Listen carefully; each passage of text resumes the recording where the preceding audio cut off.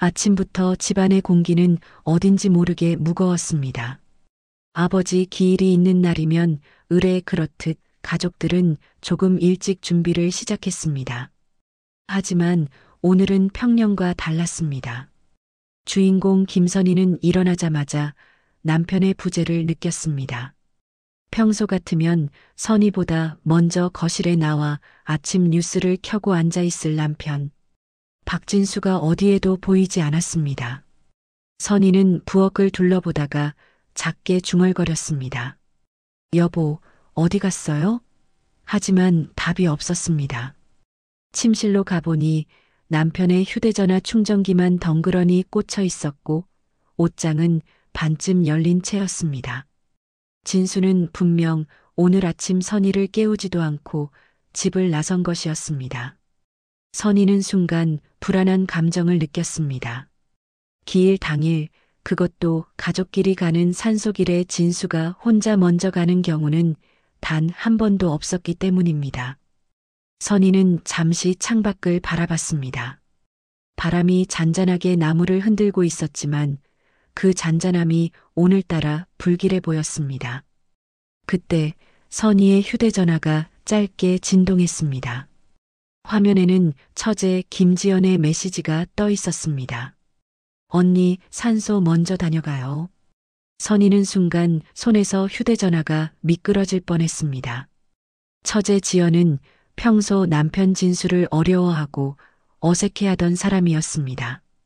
말투도 조심스럽고 시선도 오래 맞추지 못하는 성격이었기 때문에 단둘이 함께 움직이는 일은 상상조차 할 수 없었습니다. 선희는 떨리는 손으로 메시지를 다시 3번 읽었습니다. 진수 오빠랑 먼저 갔어요 라는 짧은 문장. 그 문장은 평범하지만 도저히 평범하게 읽히지 않았습니다. 선희는 급하게 전화를 걸었습니다.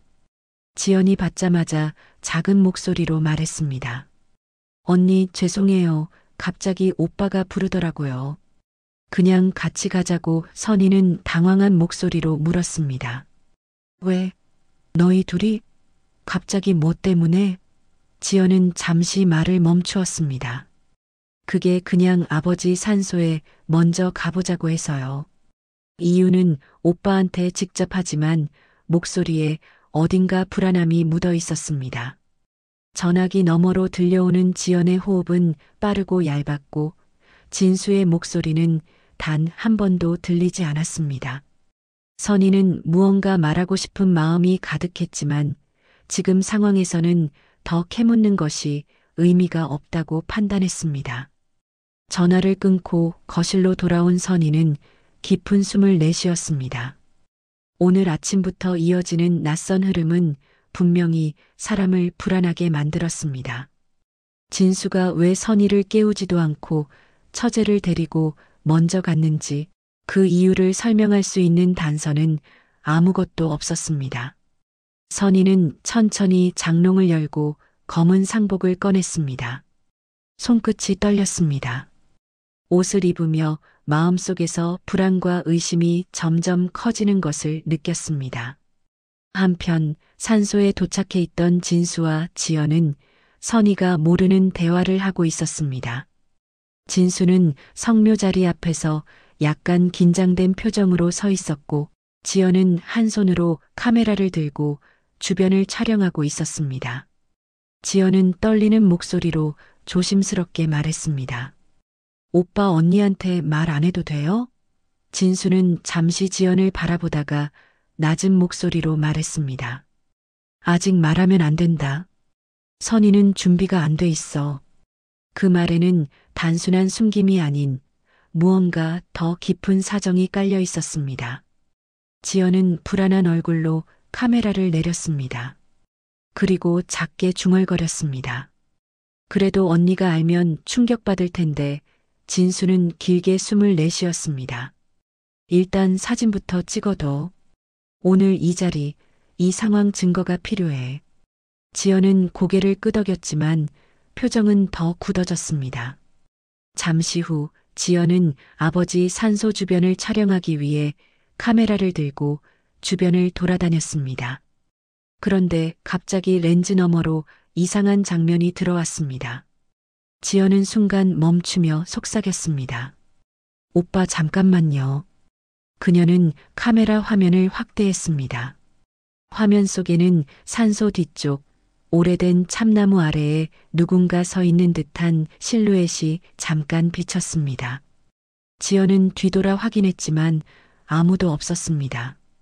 하지만 카메라에는 분명히 그림자가 찍혔습니다. 지연의 얼굴은 순간 창백해졌습니다. 진수도 화면을 확인하더니 짧게 말했습니다. 그건 나중에 얘기하자. 지금은. 둘은 서로 말없이 산소 앞에 서서 향을 피웠습니다. 그리고 서로 한참 동안 눈을 맞추지 못했습니다.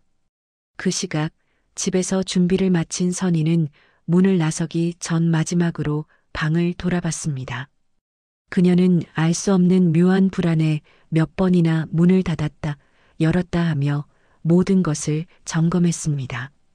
현관문을 잠그면서도 마음이 떨렸습니다. 그녀는 속삭였습니다. 둘이 무슨 말을 하고 있는 걸까? 이날 아침의 어색함이 단순한 기분이 아니라는 사실을 선희는 그날 밤 처제의 카메라 속 진실을 보기 전까지 알지 못했습니다. 김선희가 산소에 도착했을 때는 이미 해가 중천에 떠 있었습니다. 그녀는 조심스럽게 발걸음을 옮기며 주변을 둘러보았습니다. 예년 같으면 남편 진수가 먼저 손을 흔들며 여기야 하고 반갑게 부르짖었겠지만 오늘은 그런 모습이 전혀 보이지 않았습니다. 산소 주변은 조용했고 바람만이 잔잔하게 풀잎을 흔들고 있었습니다. 선희는 한 번 더 눈을 크게 뜨고 사방을 둘러봤습니다. 그러나 진수와 처제 지연은 보이지 않았습니다. 이상한 기운이 다시 한번 스며들었습니다.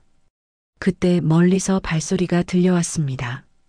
선희는 고개를 돌려 그 방향을 바라봤습니다. 진수와 지연이 산소 뒤편의 작은 숲길에서 천천히 걸어 나오고 있었습니다. 둘의 표정은 어딘가 어색했고 시선은 서로를 피해 있었습니다. 지연은 카메라를 가슴에 안은 채 조용히 내려다보고 있었고 진수는 팔짱을 끼지 않은 왼팔만 떨고 있는 듯 미세하게 움직이고 있었습니다. 선희는 두 사람의 모습을 보며 더욱 마음을 졸였습니다. 왜 저렇게 긴장한 얼굴을 하고 있지? 성묘만 하러 갔다 온 게 아닌가. 진수는 선희를 보자 짧게 웃으려 했지만 얼굴 근육이 굳어 웃음이 제대로 나오지 않았습니다. 왔어? 선희는 천천히 대답했습니다. 응. 근데 왜 둘이 먼저 왔어? 그녀의 목소리는 차분했지만 속으로는 복잡한 감정이 뒤엉키고 있었습니다. 진수는 대답을 더듬으며 말을 이어갔습니다. 그게 그냥 할 얘기가 좀 있어서. 별거 아니야. 걱정할 일도 아니고 그러나 그 말투는 평소의 진수와 전혀 달랐습니다. 지연은 선희의 눈을 피하며 말했다. 언니 미안해요. 그냥 갑자기 오빠가 먼저 가자고 해서 선희는 미간을 좁혔습니다. 둘이 무슨 얘기를 했는데? 지연은 입술을 꽉 깨물며 고개를 숙였습니다. 그건 나중에 언니에게 말씀드릴게요. 선희는 순간 가슴이 철렁했습니다. 평소 솔직하던 지연이 지금만큼은 불안한 얼굴을 하고 있었습니다.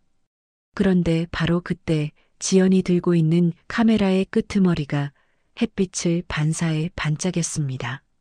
선희는 그 카메라에 시선이 꽂혔습니다. 지연은 황급히 카메라를 뒤로 감췄습니다. 이 작은 행동이 선희의 의심에 불을 붙였습니다. 왜 카메라를 숨기지?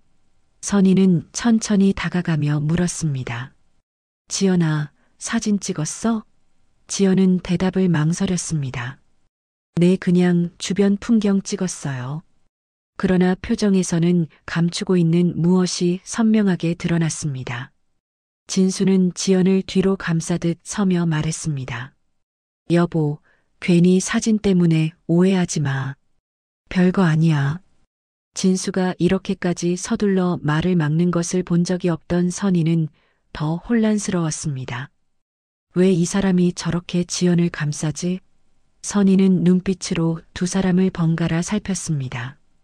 그때 진수의 손등 위에 묻은 작은 흙 자국이 눈에 들어왔습니다. 선희는 입술을 깨물며 말했다. 둘이 산소 뒤에서 뭐 했어? 진수는 대답하지 않고 시선을 피했습니다. 지연 역시 고개를 숙이며 둘 사이에 침묵이 흘렀습니다. 선희는 더는 참기 어려웠습니다. 진수 씨, 나한테 말해야 할 게 있으면 지금 말해줘. 오늘 아침부터 이상한 행동만 하고 하지만 진수는 한숨을 길게 내쉰 뒤 조금만 기다려줘. 아직은 말하기 힘들어. 라고 답했습니다. 그 말에는 변명도 화도 부정도 없었습니다. 오히려 무겁고 복잡한 진실을 억지로 숨기고 있는 듯한 목소리였습니다. 선희는 표정에서 무언가 달라진 것을 읽어냈습니다. 남편이 평소처럼 단순한 거짓말을 하고 있는 것이 아니라 정말 말하기 어려운 무엇을 가지고 있는 얼굴이라는 걸. 그날 성묘는 어색하고 무겁게 끝났습니다. 세 사람은 산소를 정리하며 한마디도 나누지 않았습니다. 진수는 선희와 눈을 맞추지 않았고 지연은 카메라를 손에서 내려놓지 않은 채 계속 움켜쥐고 있었습니다. 산소에서 내려오며 선희는 조용히 생각했습니다. 둘이서 먼저 다녀온 이유, 이렇게까지 숨기는 이유, 카메라 속에는 대체 무엇이 찍혀 있는 걸까?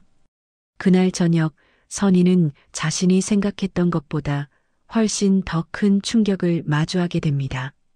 처제의 카메라 안에는 단순한 사진이 아니라 둘이 함께 숨기고 싶어 했던 진실이 들어 있었습니다. 산소에서 내려오는 길, 세 사람은 나란히 걷고 있었지만 서로의 거리는 유난히 멀게 느껴졌습니다.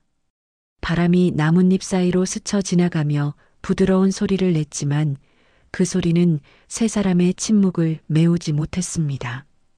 김선희는 남편 진수의 걸음걸이를 유심히 살폈습니다. 진수는 평소보다 한 발 반 정도 앞서 걷고 있었고 어깨가 굳어 있었습니다. 처제 지연은 진수의 바로 뒤에서 천천히 걸으며 카메라 끈을 손에 꽉 쥐고 있었습니다. 선희는 그 모습에서 두 사람이 공유하고 있는 어떤 긴장감을 읽어냈습니다. 둘이 무슨 이야기를 한 거야? 대체 뭘 숨기고 있는 거지? 내려오는 길목에 오래된 돌계단이 있었습니다. 지연이 발을 헛디디며 중심을 잃었고 순간 진수가 재빨리 손을 뻗어 지연을 잡아주었습니다. 그 모습은 아주 자연스러웠습니다. 너무 자연스러워서 오히려 선희의 마음속에 강한 의문을 남겼습니다. 지연은 진수의 손에 잡힌 팔을 얼른 뺀 뒤 작은 목소리로 말했습니다. 죄송해요. 오빠. 선희는 그 말투에서 이상한 기류를 느꼈습니다. 평소 지연이 진수에게 그렇게 다정하게 말한 적은 없었습니다. 보통은 형부라고 부르며 존댓말로 대했는데 오늘은 미묘하게 달랐습니다. 선희의 가슴 속에서 불안이 조금씩 커졌습니다. 걸음을 이어가던 중 지연의 카메라에서 갑자기 가벼운 기계음이 들렸습니다. B-2 하는 짧은 소리였습니다. 지연은 깜짝 놀란 듯 카메라를 끌어안았습니다. 진수는 뒤를 힐끗 돌아보며 낮은 목소리로 말했습니다. 지연아, 조심해. 어차피 지금은. 진수는 말을 끝내지 않았습니다. 하지만 선희는 그 미완성된 말 한마디가 너무나 의미심장하게 들렸습니다. 지금은? 선희의 마음속에서 질문이 겹겹이 늘어갔습니다. 산 아래 주차장에 도착했을 때 선희는 더는 참지 못했습니다.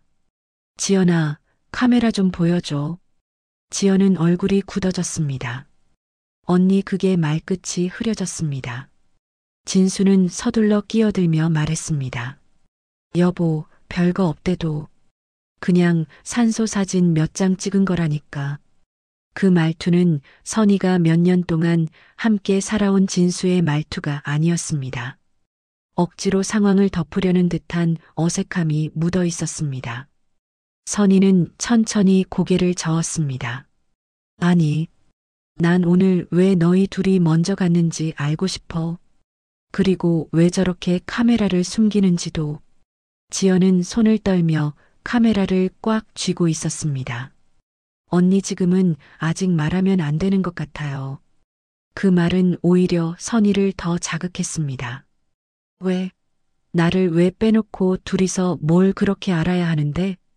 지연은 눈을 꽉 감으며 한 발 뒤로 물러섰습니다. 언니 진짜 미안해요. 나도 말하고 싶지만 말하면 언니가 너무 충격받을 것 같아서. 진수는 지연의 팔을 가볍게 잡아 끌며 시선을 피했습니다. 지연아, 일단 가자. 선희는 그 장면을 보며 속이 뒤틀리는 느낌을 받았습니다. 둘이서 서로를 지키는 것 같은 모습 이게 뭐지? 집으로 돌아오는 차 안, 세 사람은 한마디도 하지 않았습니다. 엔진 소리와 도로의 일정한 진동만이 차 안을 가득 채우고 있었습니다. 선희는 창밖을 보며 진수와 지연의 얼굴을 생각했습니다. 아침부터 두 사람의 모습은 평소와 달리 어딘가 긴밀하게 엮여 있는 듯 했습니다. 말하지 않고도 서로의 표정만 봐도 알아듣는 사람들처럼 움직였습니다. 저둘 언제부터 이렇게 가까웠던 거지? 선희는 스스로의 생각이 너무 과하다고 느끼면서도 멈출 수 없었습니다. 집에 도착한 뒤 선희는 신발을 벗기도 전에 뒤에서 들려오는 작은 속삭임을 들었습니다. 진수가 지연에게 말하고 있었습니다.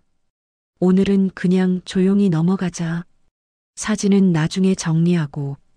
지연은 웅크린 어깨로 고개를 끄덕였습니다. 네. 선희는 두 사람의 대화를 들으며 머릿속이 더 복잡해졌습니다. 정리? 뭘 정리한다는 거야? 왜 나한테는 말도 못할 사진이 있는 거지? 그날 밤 선희는 잠을 이루지 못했습니다. 진수는 옆에서 천천히 숨을 쉬고 있었지만 그 숨소리가 오늘따라 너무 낯설게 느껴졌습니다. 선희는 천장을 바라보며 스스로에게 말했습니다. 내가 직접 확인해야 해. 대체 두 사람이 무엇을 숨기고 있는지. 그리고 그 결심은 다음 날 밤 처제 지연의 카메라 메모리 카드를 확인하는 순간 선희가 상상조차 하지 못했던 진실로 이어집니다. 다음 날 밤 집안은 평소보다 더 고요했습니다. 남편 진수는 피곤하다며 일찍 잠자리에 들었고 처제 지연은 성묘 다녀온 다음부터 계속 연락이 닿지 않았습니다. 평소라면 선희에게 언니 잘 들어가셨어요? 같은 짧은 메시지라도 보냈을 텐데 오늘은 아무 말이 없었습니다. 그 침묵이 선희의 마음을 더 어둡게 만들었습니다. 그녀는 거실불도 켜지 않은 채 소파에 앉아 조용히 시간을 흘려보냈습니다. 결국 선희는 더는 견디지 못했습니다. 이대로 하루 더 보내면 난 잠도 못 잘 거야. 그녀는 작게 속삭이며 자리에서 천천히 일어났습니다. 지연의 집은 가까운 거리에 있는 오피스텔이었습니다. 선희는 억지로 떨리는 마음을 가라앉히며 지갑과 차키를 챙겼습니다. 그리고 현관에서 신발을 신으며 깊게 숨을 들이마셨습니다. 가서 확인하자. 숨기는 게 있다면 오늘 알아야 해. 그녀는 조용히 문을 닫고 밤 공기 속으로 나섰습니다. 지연의 오피스텔에 도착했을 때 복도는 적막했습니다. 선희는 벨을 누르지 않았습니다. 지연과 연락이 닿지 않는 지금 벨을 누르면 지연이 방 안 어딘가에서 숨는 상황이 떠올랐기 때문입니다. 대신 선희는 조용히 문 손잡이를 돌렸습니다. 잠겨 있어야 정상인 문이 의외로 쉽게 열렸습니다. 선희의 등골에 순간 소름이 돋았습니다. 지연아? 그녀는 낮은 목소리로 이름을 불렀지만 답은 들리지 않았습니다. 집안은 정돈되어 있었지만 분위기는 이상하게 차갑고 공기가 무겁게 가라앉아 있었습니다. 선희는 신중히 발걸음을 옮기며 방 안을 살폈습니다. 불은 꺼져 있었고 지연이 쓰던 작은 스탠드만 희미하게 빛나고 있었습니다. 방 한쪽 책상 위에 카메라가 놓여 있는 것이 눈에 들어왔습니다. 검정색 바디에 렌즈캡이 씌워져 있었지만 메모리 카드는 분명히 안에 들어 있었습니다. 선희는 손끝이 떨리는 것을 느끼며 카메라를 잡았습니다. 차갑게 식은 금속의 감촉이 손바닥으로 선명하게 느껴졌습니다. 그 순간 선희의 머릿속에는 수백 가지 생각이 스쳐갔습니다. 혹시 내가 상상하는 것보다 더 큰 일이 있는 건 아닐까? 진수 씨와 지연이가 설마 아니야. 아니라고 해야 해. 그러나 오늘 하루 동안 두 사람이 보였던 미묘한 눈빛과 침묵이 이미 부정할 수 없는 불안을 만들고 있었습니다. 선희는 책상에 앉아 조심스럽게 카메라를 켰습니다. 화면이 켜지자 작은 전자음이 방 안에 울렸습니다. 외장 메모리카드 인식 화면이 뜨고 바로 아래에 최근 촬영한 사진 보기라는 문구가 나타났습니다. 그녀는 숨을 들이마시고 재생 버튼을 눌렀습니다. 첫 번째 사진은 평범했습니다. 아버지 산소 앞에서 찍은 사진. 향이 타오르고 꽃이 놓여 있고 바람에 풀잎이 흔들리는 모습. 그런데 선희는 즉시 하나의 이상한 점을 발견했습니다. 지연이 찍은 사진임에도 화면 오른쪽 아래에 진수의 신발이 절반만 찍혀 있었습니다. 그것은 너무 가까운 거리였습니다. 마치 둘이 어깨를 맞붙인 채 움직였다는 뜻이었습니다. 선희는 사진을 넘겼습니다. 두 번째 사진에서는 지연의 손이 흔들린 듯 화면이 조금 기울어져 있었지만 더 중요한 것은 배경이었습니다. 두 사람의 그림자만 선명하게 드러나 있었고 선희가 본 적 없는 각도였습니다. 저건 산소 뒤편. 그런데 왜 거길 둘이서? 선희는 다시 넘겼습니다. 세 번째 사진에서 선희는 심장이 내려앉는 느낌을 받았습니다. 화면에는 분명히 진수의 얼굴이 찍혀 있었고 바로 옆에는 지연이 서 있었습니다. 두 사람은 카메라를 바라보고 있지 않았지만 매우 가까운 거리에 서 있었고 진수의 손이 지연의 팔을 잡고 있었습니다. 산소에서 내려오던 그 순간의 모습과 너무나 흡사했습니다. 하지만 이 사진은 훨씬 더 가까운 거리에서 찍힌 것이었습니다. 왜 이런 사진이? 둘이서 이렇게 가까이 서 있는 걸 왜 찍어? 선희의 눈가에 뜨거운 감정이 차올랐습니다. 분노인지 슬픔인지 모를 감정이 복잡하게 얽히며 가슴을 조여왔습니다. 그녀는 손을 떨며 다음 장면을 넘겼습니다. 네 번째 사진에서 선희는 자신의 숨을 삼키지 못했습니다. 사진 속에는 진수와 지연 뒤쪽 산소 너머의 나무 뒤편에 낯선 그림자 하나가 흐릿하게 찍혀 있었습니다. 사람의 형체 같기도 하고 옷자락처럼 보이기도 했습니다. 그리고 사진 속 지연의 표정은 분명 그 그림자를 본 듯 놀란 얼굴이었습니다. 선희는 순간 온몸이 얼어붙었습니다. 이게 뭐야? 그 다음 사진들에서도 같은 형체가 여러 번 등장했습니다. 동일한 위치가 아닌 산소 근처의 다른 지점들. 마치 둘을 따라 움직이듯 뒤쪽 숲 사이에서 어둡게 스쳐 지나가는 그림자. 선희는 손을 입에 대고 말했습니다. 누가 있었던 거야? 둘이 숨기는 건 이거였어? 그러나 사진들을 다시 확인하는 순간 그녀는 또 다른 충격을 받았습니다. 어떤 사진에서는 그 형체가 진수의 바로 뒤에 서 있는 모습이 찍혀 있었기 때문입니다. 선희는 카메라를 바닥에 떨어뜨릴 뻔하며 뒤로 물러났습니다. 숨이 막히고 심장은 빠르게 뛰었습니다. 그녀는 떨리는 목소리로 중얼거렸습니다. 남편과 처제가 숨기고 있던 건 둘의 관계가 아니라 산소에 다른 누군가가 있었던 거야? 그 순간 방문 근처에서 작은 금속 부딪히는 소리가 났습니다. 선희는 자리에서 얼어붙었습니다. 혼자 있는 줄 알았던 방. 그 안 어딘가에서 누군가 아주 작게 움직이고 있었습니다. 지연의 오피스텔 안은 여전히 정적이었습니다. 하지만 방 한쪽에서 들린 그 작은 금속 부딪히는 소리는 선희의 모든 신경을 한순간에 곤두세우기에 충분했습니다. 선희는 심장이 빠르게 뛰는 것을 느끼며 천천히 고개를 들었습니다. 방 전체가 숨을 죽인 것처럼 고요했지만 선희는 분명 누군가 무엇인가 움직였다는 느낌을 지울 수 없었습니다.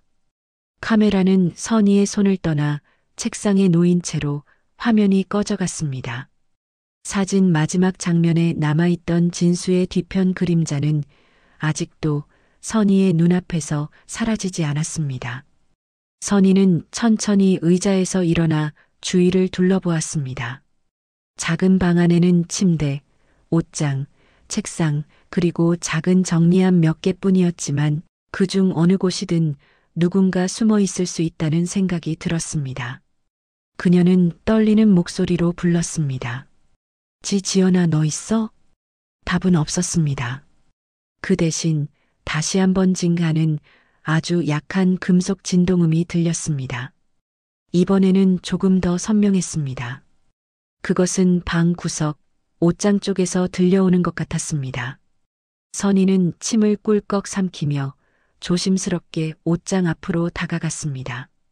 발소리가 나지 않도록 최대한 천천히 조심스럽게 옷장 문 앞에 도착했을 때 선희의 손은 이미 땀으로 젖어 있었습니다.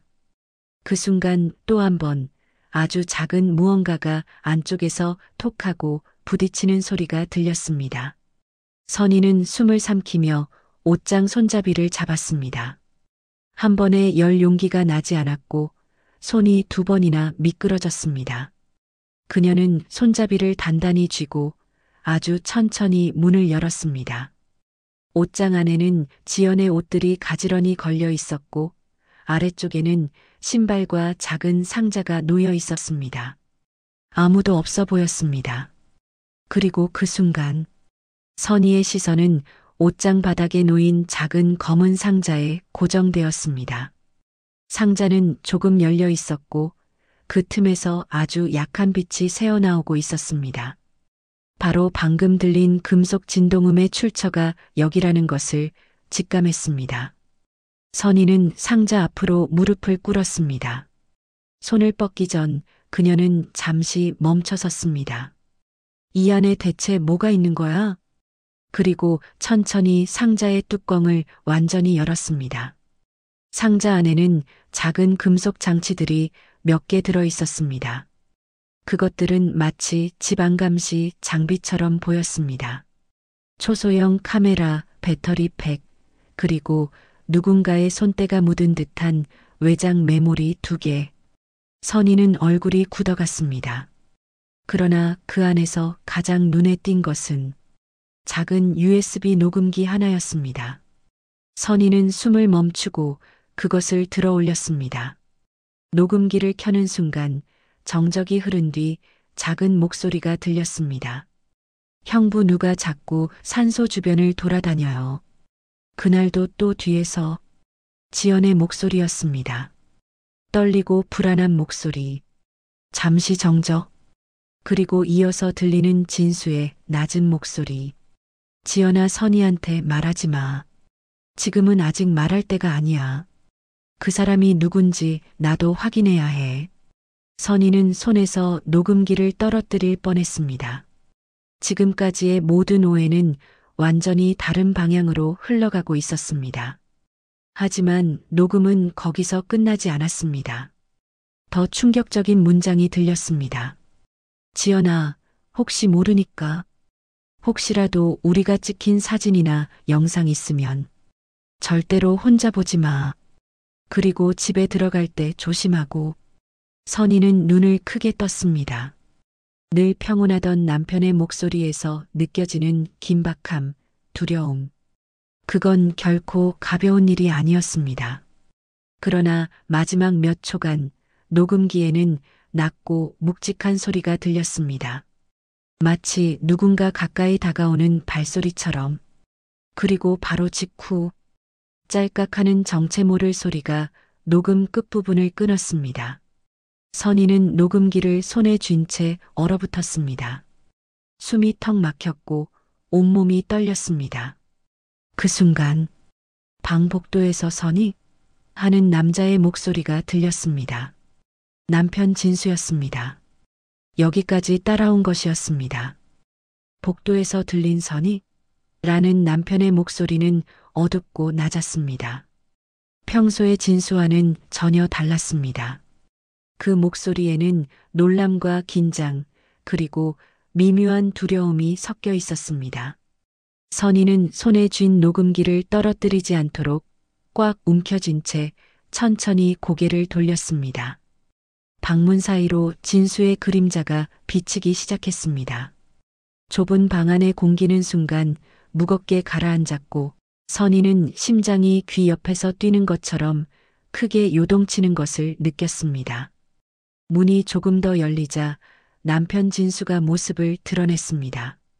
그는 평소보다 더 초췌한 얼굴이었고 눈빛은 어딘가 지쳐 있었습니다. 진수는 방 안에 들어선 뒤 선희와 바닥에 놓인 상자를 번갈아 보며 짧게 멈칫했습니다. 상자 안 초소형 장비들과 녹음기, 그리고 열린 카메라. 진수의 표정은 선희가 태어나서 처음 보는 표정이었습니다. 놀람? 당황? 아니면 준비했던 일이 들킨 사람의 얼굴? 선희는 그에게 물었습니다. 목소리는 떨렸지만 단단했습니다. 도대체 이게 뭐야? 이 장비들, 그리고 이 녹음이 여기에 다 녹음돼 있었어.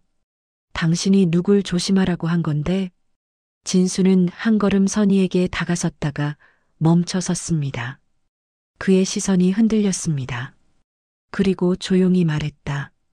여보, 당신은 아직 모르는 게 많아. 그 말은 그 어떤 설명보다 더 섬뜩했습니다. 선희는 숨을 들이마시며 다시 물었습니다. 그래서 누구 때문에 당신과 지연이가 이런 걸 숨기고 있었는데 나한테는 왜 말 안 했어? 진수는 잠시 선희의 눈을 바라보다가 시선을 떨궜습니다. 말할 수가 없었어. 당신이 너무 걱정할까봐. 그리고 그는 잠시 말을 멈추고 입술을 깨물었습니다. 아직 확신이 없었어. 내가 본 게 사실인지. 그때 발소리가 하나 더 들렸습니다. 복도 뒤쪽에서 서늘한 기운이 흘러오는 듯한 소리. 두 사람은 동시에 고개를 돌렸습니다. 지연이었습니다. 처제 지연은 문가에 서 있었습니다. 얼굴은 새하얗게 질려 있었고 손에는 카메라가 아니라 작은 메모리 카드를 들고 있었습니다. 그녀는 떨리는 목소리로 말했다. 언니, 죄송해요. 말도 없이 먼저 왔어요. 저 언니한테 드려야 하는 게 있어서. 진수는 깜짝 놀라 지연에게 다가갔습니다.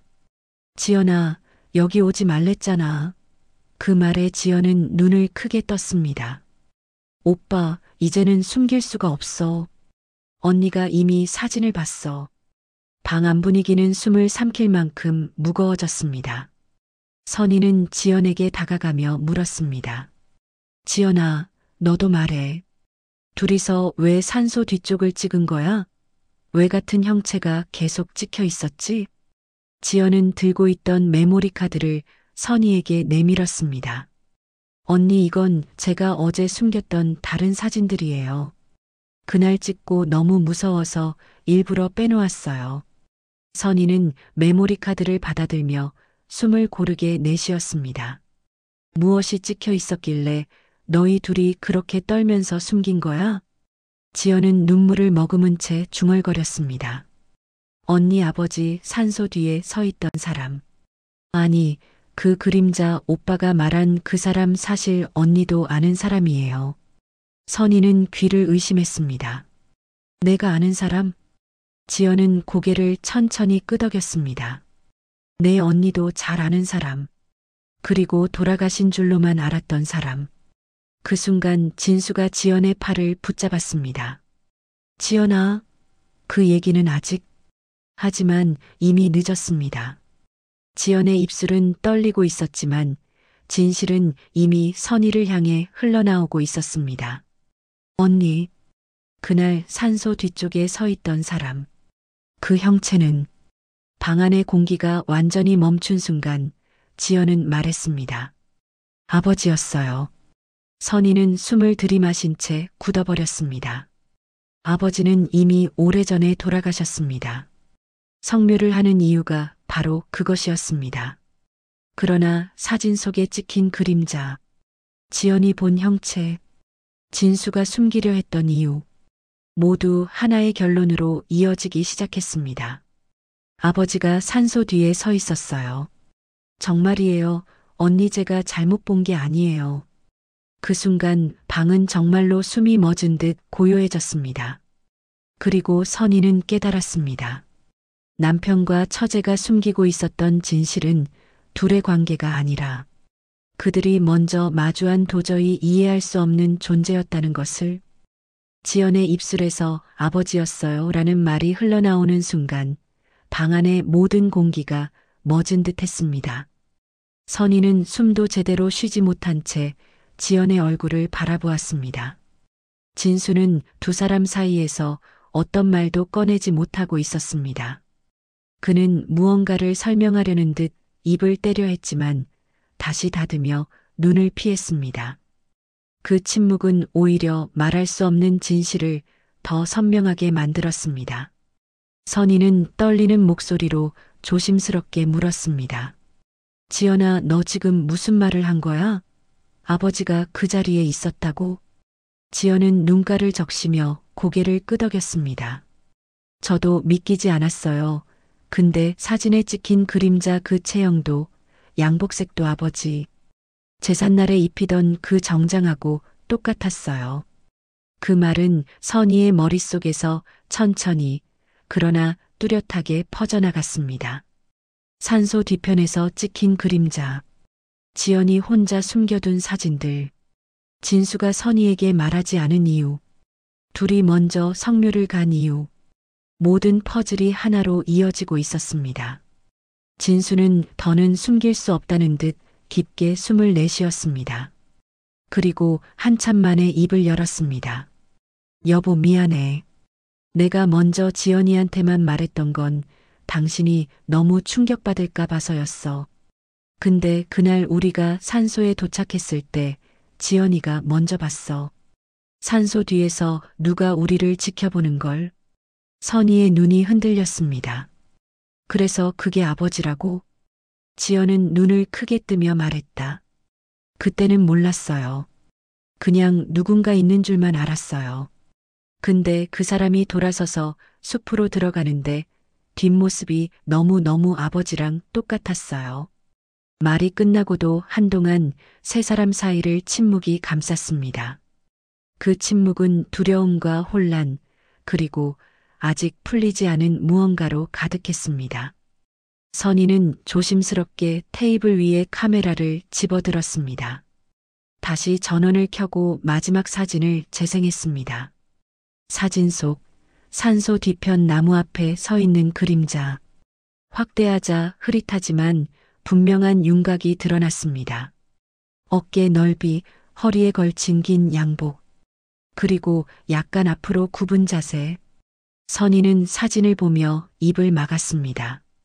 아버지, 이건 아버지 맞잖아? 지연은 울먹이며 쳐다보았고 진수는 말없이 고개를 숙였습니다. 그때 선희는 문득 한 가지 사실을 떠올렸습니다. 아버지가 돌아가신 지 5년째 되는 해, 산소를 다시 손보려 했으나 사정이 겹쳐 미뤄졌던 일, 그리고 작년 누군가 산소 근처를 어지럽히고 갔다는 관리인의 말. 누가 꽃을 가져다가 놓고 간 것 같아요. 당시에는 친척일 거라 생각하고 대수롭지 않게 넘겼지만 모든 기억이 퍼즐처럼 맞춰지기 시작했습니다. 선희는 진수에게 물었습니다. 그래서 당신은 그걸 확인하려고 지연이랑 먼저 왔던 거야? 진수는 고개를 들었습니다. 그래. 그리고 솔직히 나도 그날 본 게 사람 같지 않았어. 귀신이라고 말할 순 없지만 누군가 우리를 보고 있었다는 건 확실해. 지연은 팔을 붙잡으며 속삭였습니다. 언니, 우리 셋이 다시 가서 확인해 보면 안 돼요? 그냥 오늘 밤 말고 낮에 무서울 때 말고. 선희는 깊은 숨을 내쉬었습니다. 그래. 내일 다시 가보자. 아버지 산소에 어떤 일이 있었던 건지 우리가 확인해야 해. 그 말에 진수도 지연도 조용히 고개를 끄덕였습니다. 그러나 그 순간 책상 위에 놓여 있던 카메라가 갑자기 딸깍하고 셔터음 비슷한 소리를 냈습니다. 아무도 손댄 적이 없었는데도 세 사람은 동시에 카메라를 향해 돌아봤습니다. 카메라 화면에 새로운 사진이 한 장 떠 있었습니다. 촬영 시간 방금 전, 몇 초 전. 사진 속에는 세 사람 모두가 방 안에서 카메라를 바라보는 모습이 찍혀 있었습니다. 그럼 누가 찍은 걸까? 카메라 화면에 떠 있는 방금 찍힌 사진은 세 사람의 시선을 동시에 붙잡았습니다. 사진 속에는 선희, 진수, 지연 세 사람이 방 한가운데 서서 카메라 쪽을 바라보고 있었습니다. 그러나 셋 다 카메라를 향해 눈을 두고 있던 기억은 없었습니다. 방금 전까지 그들은 서로를 보며 대화를 하고 있었고 누구도 카메라를 쳐다보지 않았습니다. 그럼에도 사진 속에서 세 사람은 정확히 렌즈를 응시하고 있었습니다. 선희는 숨을 들이마신 채 속삭였습니다. 우리 지금 이 포즈로 서 있지 않았어. 지연은 얼굴이 창백해진 채 뒷걸음질 쳤습니다. 언니, 이거 누가 찍은 거예요? 우리 아무도. 진수는 침을 꿀꺽 삼키며 카메라 쪽으로 다가갔습니다. 이건 자동 촬영 기능이 아니라 누가 버튼을 눌러야. 진수의 손이 카메라를 잡는 순간 화면이 틱하고 어둡게 변했다가 다시 켜졌습니다. 사진 목록이 자동으로 넘어가고 있었습니다. 그리고 그 안에서 세 사람이 전혀 본 적 없는 사진들이 나타나기 시작했습니다. 첫 번째 사진. 며칠 전 밤 선희와 진수가 집 거실에서 TV를 보던 장면. 둘 다 아무것도 모른 채 웃고 있었지만 사진 각도가 마치 천장 높은 곳에서 찍은 것 같았습니다. 두 번째 사진. 지연이 혼자 밤길을 걸어가는 모습. 분명히 누군가 뒤에서 따라가며 찍은 시점이었습니다. 세 번째 사진. 아버지 산소 근처. 낯선 발자국과 함께 누군가 숲가 쪽에서 몸을 숨긴 채 찍은 기묘한 구도. 지연은 손으로 입을 막고 울먹였습니다. 언니, 오빠, 우리 계속 찍히고 있었어요. 누가 우리를. 그리고 네 번째 사진이 떴습니다. 그 사진에서 선희는 그대로 주저앉았습니다. 사진 속에는 아버지 산소 앞에서 한 남자가 서 있는 모습이 찍혀 있었습니다. 흐릿하지만 분명한 윤곽, 양복, 구두, 그리고 굽은 어깨. 진수는 한 걸음 뒤로 물러섰습니다. 저건 분명 그날 우리가 본 그 사람 맞지, 지연아? 지연은 고개를 떨며 말했다. 응, 똑같아. 아버지랑 너무 닮았어. 그러나 가장 충격적인 사진은 마지막이었다. 마지막 사진. 오늘 밤 지연의 오피스텔 복도. 방문 앞에 한 남자가 서 있다. 그 남자는 문틈을 바라보며 카메라를 들어 올리고 있었다. 그리고 사진의 날짜는 바로 몇 분 전. 선희가 방에 들어오기 직전이었다. 진수는 자신의 팔을 움켜쥐며 낮게 말했다. 누군가 우리를 따라다니고 있는 거야. 산소에서도, 집에서도, 그리고 여기까지. 지연은 떨리는 목소리로 말했다. 근데 언니, 저 사람 아버지랑 닮았지만 완전히 똑같진 않았어요. 더 젊어 보여요. 선희는 온몸에서 피가 빠져나가는 것처럼 어지러움을 느끼며 말했다. 그렇다면 그 사람이 누구라는 거야? 그 순간 오피스텔 복도에서 또각또각하는 규칙적인 발소리가 들려왔다. 세 사람은 동시에 문을 바라보았다. 그 발소리는 마치 누군가가 천천히, 정확히 문 앞으로 다가오는 것 같았다. 그리고 문 손잡이가 아주 천천히 아래로 내려가기 시작했다. 찰나의 정적. 선희는 숨을 쉬지 못했고 지연은 벽에 등을 붙이고 눈을 감았다.